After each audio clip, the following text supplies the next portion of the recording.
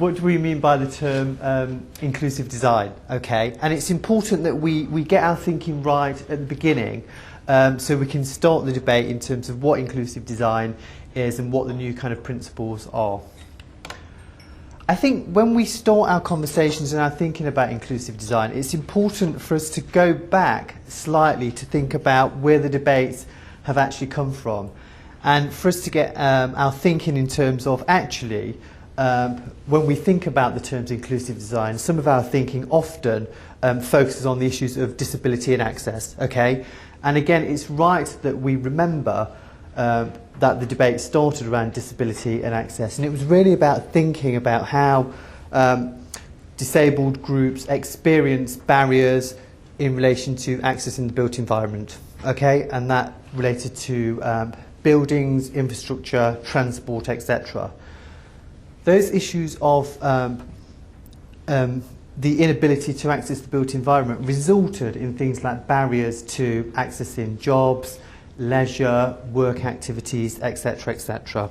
Okay? And when we think about that, it's both about the design of the built environment but also the management of it. Okay? And the picture here just demonstrates, really, it's an obvious example, but it demonstrates how, you know, they haven't thought about sort of accessibility in relation to, you know, accessing this particular building.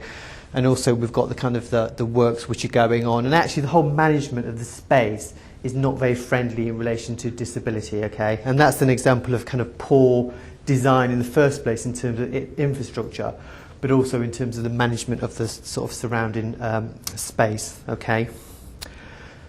Also, when we think about accessibility and disability, often disability issues were thought of as an afterthought. Okay, so it was a bit of a bolt-on job. So normally what would happen is we think about designing a particular building or a space, and then we think, okay, what are the disability issues that we need to take into account? So it's this kind of afterthought process as a kind of a parallel activity towards the built environment. Okay, and obviously our thinking has moved on from that original approach. So now when we think about inclusive design, we think about the positive responses that we take from the original design and concept stage in terms of making sure that disability access and moving on to other areas is integrated from the beginning. Okay?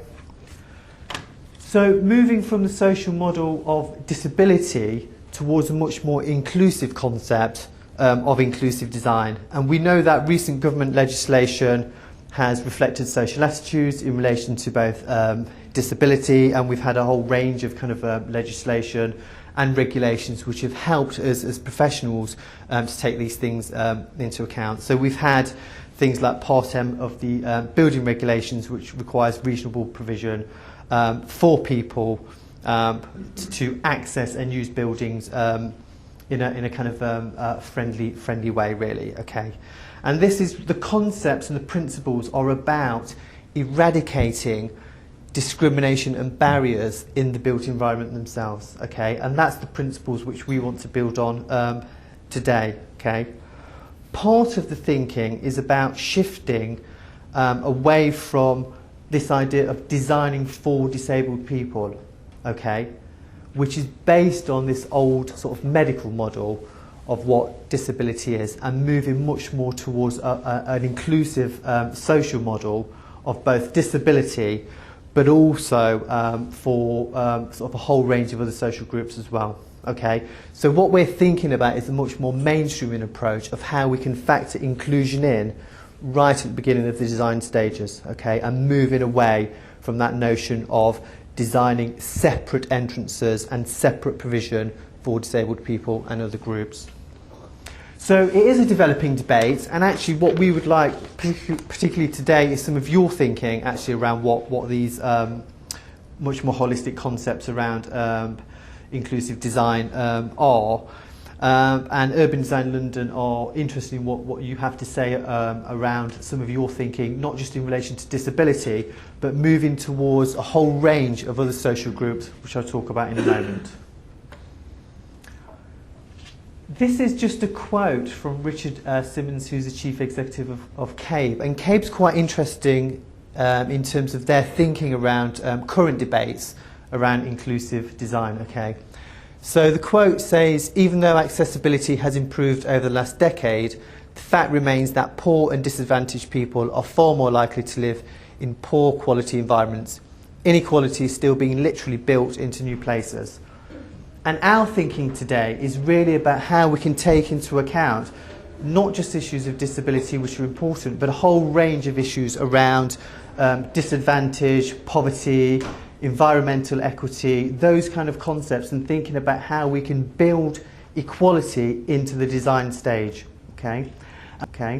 And when we're thinking about building equality into the design stage, these are the groups that it's important for us to think about. Okay? So there's 7 social identities on this presentation, and all of us in this room carry these multiple social identities with us all the time. Okay? And what we're interested in doing is thinking about how the principles of inclusive design can take into account all of the 7 social identities. Okay? Now, what we need to do is think about how the built environment either acts as a barrier towards these 7 social identities and the mechanisms that we can design in to remove those barriers. Some of the groups are going to be affected more than others. So obviously there's specific issues around disability and access in, for instance, building, transport, etc. There may be issues around sort of gender and public spaces and how women in particular use public spaces after dark. And our job is to think about what are the common things which affect those groups and which are the things which are specific to one group or another group. Okay? Just to say that we have got a legal framework around some of these social groups. So we've got the public equality duties. So we've got the Race Relations Amendment Act, the Disability Equality Duty and the Gender Equality Duty. And there's the Single Equality Bill which is going through Parliament at the moment. And the principles of the public equality duties, which are around consultation, having effective data and research in place to find out what specific issues of these groups are, and legally you're responsible for doing things like equality impact assessments. So the principles will be extended to all of the other social identities that we've talked about. Okay, so in a way what the government's asking you to do is to say when you're designing and you're thinking about designing principles, actually take into account the principles of equality impact assessments and consultation in the design stages. I'm just going to move on to an example in relation to lifetime neighbourhoods, the concept of lifetime neighbourhoods. Okay, so there's a number of key issues here, and one of the things we want to focus on is the principles of social cohesion and a sense of place in relation to how all of those social groups can be considered in the design stage. Okay. So here's an example in relation to Derwentthorpe in York. Just some of the key principles. Okay, so it says that there's 540 homes which are designed. They're all designed in terms of the being eco-friendly. So it's about environmental considerations. All of them are designed in terms of the lifetime home principles. So again, that's around accessibility, both around disability, older people, but they're also sort of family-friendly designs as well. There's an interest in terms of the mixed tenures, so mixtures of rent, part ownership, and full ownership. And actually what that's about partly is about saying when you're designing neighbourhoods, actually how can you bring in different communities to promote senses of social cohesion. Okay, so that's about people on low income living in your neighbourhood. It might be an issue for BME groups who traditionally have sort of low incomes, etc., etc. Universal access to space and facilities, private gardens, play areas and green spaces. So again, universal access to space and facilities. In terms of the design process, they've thought about actually what is the location of community facilities, transport links, homes, etc. So everybody in the neighbourhood feels that they can access it in a friendly way, removing some of the barriers to that. Concept of street hierarchy. So you see here that the image, there's a kind of a narrow street where it's sort of limited access to vehicles, and what they've done is they've got cars and buses going down broader streets, and they've got smaller pedestrianised roads. Okay, and they've got groups, amenities with transport networks, and a whole range of traffic calming measures, benches, street paving, designed for visually impaired.